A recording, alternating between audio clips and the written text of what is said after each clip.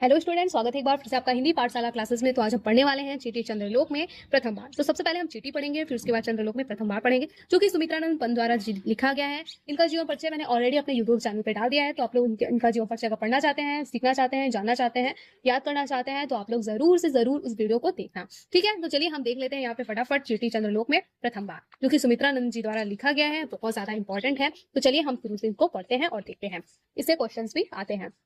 चलिए, सबसे पहला है, चींटी को देखा वह सरल विरल काली रेखा तम के तागे, सी जो हिल डुल चलती लघुपद, पल पल मिलत जुल वह पिपीलिका पद भाती, देखे न किसे भांति काम करती सतत, कन कन करके चुनती अवरित। यहाँ पे संदर्भ पहले हम देखते हैं। प्रस्तुत पद्यांश हमारी पाठ्य पुस्तक के काव्यखंड की चींटी शीर्षक से उद्धृत है। यह कवि सुमित्रानंद पंत द्वारा रचित युगवाणी काव्य संग्रह से लिया गया है। इन पंक्तियों में चींटी जैसे तुच्छ प्राणी के निरंतर गतिशील का निर्भय होकर विचरण करना, कभी हार न माना जैसे प्रवृत्ति का वर्णन किया गया है। ठीक है, यहाँ पे चींटी के बारे में दर्शाया गया है। ठीक है, अब हम इसकी क्या जानेंगे, व्याख्या जानेंगे। यहाँ पे व्याख्या है इसकी, तो व्याख्या को देखते हैं। कवि कहता है कि क्या तुम कभी चींटी को देखा है? वह अत्यंत सरल और सीधी है। वह पतली और काली रेखा की भांति, काले धागे की भांति हिलती डुलती हुई अपने छोटे छोटे पैरों से प्रत्येक क्षण चलती हैं। वे सब एक पंक्ति में आगे पीछे अर्थात मिलकर होती हुई चलती हैं तथा देखने में काले धागे की रेखा सी दिखती हैं। देखो वह चींटियां किस तरह प्रतिबंध होकर निरंतर अपने काम में लगी हुई हैं। वे कभी हार नहीं मानती तथा कभी समय से अपने परिवार के लिए भोजन एकत्र करने में काम में तल्लीन रहती हैं। चींटी श्रम की साकार व सजीव मूर्ति हैं, यद्यपि वो अत्यंत लघु प्राणी हैं। ठीक है, यहाँ पे चींटी के बारे में सुमित्रानंद जी ने लिखा है कि चींटी किस तरीके से संघर्षमयी है। वो अपने परिवार के लिए एक एक दाने किस तरीके से लेके जाती है, और साथ ही साथ वो एक टोले में चलती रहती है, अलग अलग नहीं चलती रहती है। ठीक है, मिलजुल के चलती रहती है, आगे बढ़ती रहती है। ठीक है, दूसरा पद्यांश देखते हैं। दूसरा पद्यांश है, गाय चराती, धूप खिलती, बच्चों की निगरानी करती, लड़ती हूँ और अरि से तनिक न डरती, दल दल सेना संवारती, घर आंगन जनपद बहुराती।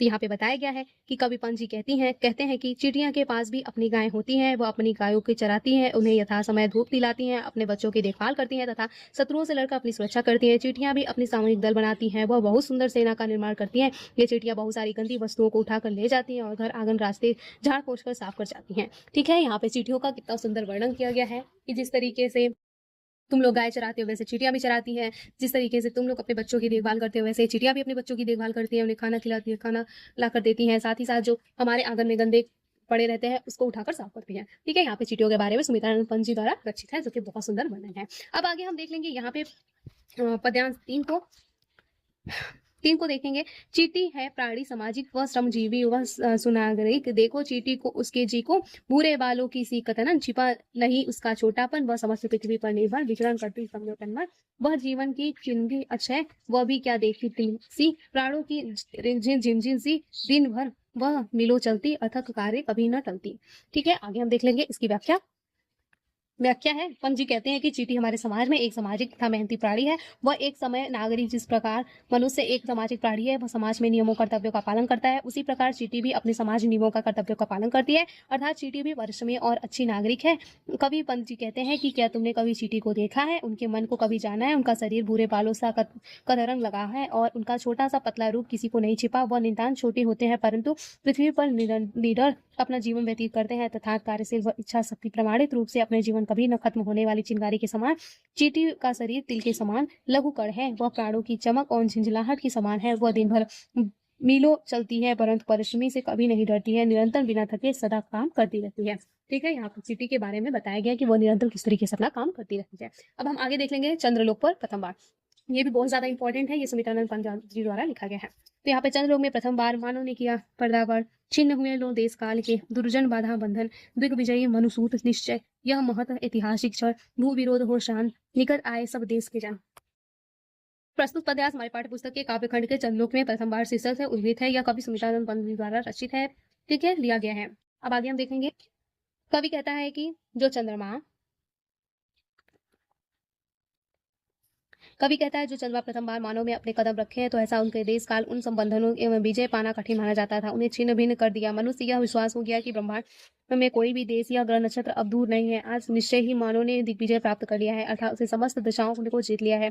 एक यह महत्वपूर्ण ऐतिहासिक क्षण है। अब सभी देशों के निवासी मानव परस्पर विरोध समाप्त कर एक दूसरे के निकट आना चाहिए और प्रेम से रहना चाहिए। संपूर्ण विश्व में एक देश में परिवर्तित हो जाए, सभी देशों में मनुष्य एक दूसरे के निकट आए, यही कवि का मंगल कामना है। ठीक है, अब दूसरा हम देख लेंगे। यहाँ पे दूसरा हम देखेंगे युग युग को पौराणिक स्वप्न हुआ, मानव संभव समारंभ शुभ, नए चंद्रलोक की भू को दे गौरव फहराए, ग्रह उपग्रह धरती को श्यामल आंचल, सुख संपद संपन्न जगत बरसे, जीवन मंगल अमेरिका सरोवती बने, नौ द्वीप रचना के वाहन, जीव पद्धतियों भेद समन्वय होत विस्तृत मन। यहाँ पे देख सकते हैं इसकी व्याख्या वही पुराना रहेगा। संपूर्ण संसार पुराने समय में चंद्रमा पर पहुंचने का स्वप्न देख रहा था, जो आज मनुष्य ने मेहनत से संभव पूरा कर दिया। कवि का कथन है कि मैं अब यह चाहता हूँ कि ब्रह्मांड के ग्रहों के उपग्रहों में इस पृथ्वी का अचल फहराने लगा। तात्पर्य यह है कि मनुष्य अन्य ग्रहों पर पहुंचकर वहां पृथ्वी जैसी हरियाली और जीवन का संचार कर दे। सुख और वैभव से युक्त इस संसार में मानव जीवन का कल्याण ही वर्षा हो, संपूर्ण संसार में कहीं भी दुख व्याप्त न हो, अतः चारों ओर जीवन में मंगल ही मंगल हो। कवि का यह मनोकामना चंद्रलोक पर पृथ्वी पर मनुष्य का पहुंचने के पश्चात कवि प्रार्थना है कि अमेरिका और रूस सोवियत में आपसी सुख समृद्धि प्रचुरता में वृद्धि हो, विशाल शक्ति संपन्न और समस्त जीवन मार्गों में समन्वय स्थापित हो और सभी मन रूपी हृदय बड़ा व उदार बने। ठीक है, अब आगे हम देख लेते हैं तीसरा पद्यांश, जो कि लास्ट पद्यांश है।